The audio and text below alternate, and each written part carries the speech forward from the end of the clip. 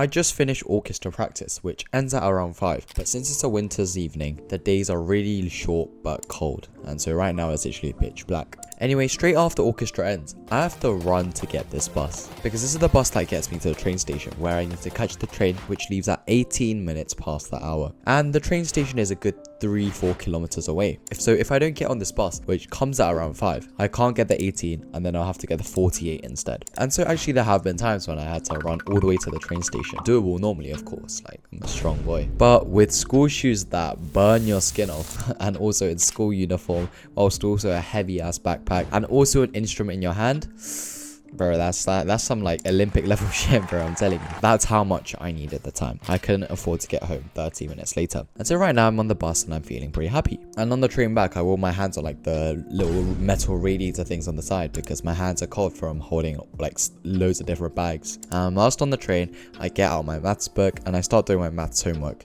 By the time I get home, it's around 6 o'clock, right? I take off my uniform, dump off all my bags down and wash my hands and all that stuff. And then I have dinner. After that, I practice piano because I have a competition coming up soon, and that goes pretty well, you know. But now I have a dilemma. I have a history test tomorrow and I haven't really revised for it, and I know I probably should, but then I also do want to go to the gym because fitness also means a lot to me. And I don't know if it's just me, but when I need to make a decision and there's like a time constraint, I get this like cold, like sick feeling in my stomach because I need to make the right decision, but the time's setting in, right? And then I'm feeling this right now. I'm really nervous. 1 minute goes by, I look at the clock, another minute's gone by, and what ends up happening is I go to the gym, and when I come back I have some time left to revise, but it's only like 10-20 minutes before I know it's literally time to like shower, go to bed, because you know, like sleep's important. And right now if you're watching this, you might be thinking, damn, whoa, what the hell, that was some action-packed stressful evening. But it's true, and this is quite normal for me, because the thing is, balancing things as a student is really difficult. I leave for school at 6:30 and I'm back from school at 5 if I don't have anything after school, so that's nearly 11 hours of my day gone. And then if you exclude like 8 hours of sleeping, I quite literally only have like around 4 hours before I sleep to do things that I need to do, which includes studying, going to the gym, YouTube, instruments. And it is easy to say that, oh, it's impossible to balance self-improvement at school, it's impossible to balance being a student and also like doing a hobby or like doing YouTube. And this is the belief that I also held for the longest time. I remember, I think it was around year 7 and 8, I'd be watching YouTube videos about like how to be productive, how to be like the best student you can be, and I'd be hateful, thinking that,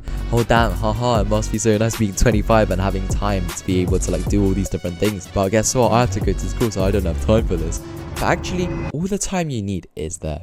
At that time, I was hating on all these YouTubers saying I had no time. I was waking up at 6:30, which was the latest time I had to wake up to not be late to school. And on the way to school, I'd be playing Brawl Stars, watching K-dramas and TikTok, and I wouldn't do anything during school lunch or break. And of course, on the train ride back, I'd watch more TikTok, Instagram reels. And then when I came home from school, since I'd just come home from school, I need to rewind, and then I'd just lay on my bed for a bit until it was time for dinner, just binge watching random things. And then it was only after that I started to do some work, and I complained I didn't have time. I wanted to make time to do all these different things. I told myself I wanted to go to the gym, I wanted to get jacked, I wanted to do all these hobbies and hobbies, I want to start an online business, but I just don't have room on my plate, you know. That's what I was saying. But I was saying that whilst like on my plate I was literally having Doritos, some like rotten trash, some rubbish, like literally some piss on my plate, and I was complaining that there wasn't room to add more. And the first step, I think, in balancing studying and self-improvement is to really ask yourself if everything on your plate is valuable, and ask the question if you're utilizing small time pockets and you're valuing your time. So it's like small things like learning how to do a morning routine, which you can do by watching this video, and it's like reviewing flashcards on transport or doing homework at lunch if you have to. And only once you stop all these random things, you'll see how much time you have that you can put towards your goals, and then when you replace them, you'll be able to utilize your time effectively. You're like this guy in this fable who complained to this old man that his house is just too small, he didn't have room to do anything, like, oh, I don't know, oh, wise old man, my house is so small, could you please like help me? And what the wise old man did is he got a cow, and then he put the cow in the house, and then he got a pig, he put the pig in, and a chicken, and then like literally like all the animals until there was no room left to move in the house. And then the man's like proper like squished in there, he's miserable, his house is even smaller than before, he can't move. And then after a week, the old man removes the pig, and then a week after that, a cow, and then the sheep, etc., until he removes all the animals. And then only after he did this, the man saw how much space and large his house seemed, because we all have a set amount of hours. Of course, there are like rash things you could do, such as moving house so you're closer to your school, or like, I don't know, like home homeschooling yourself, but like we all need to go to school, and like there's like this stuff we can't change. We can't have more than 24 hours in a day. We can't live closer to school. Like these are all irrational things. But the things we can change are in fact our perception of the time itself. So we can't enlarge the house, but we can remove the things that are making it feel cramped, and that's exactly what we're doing.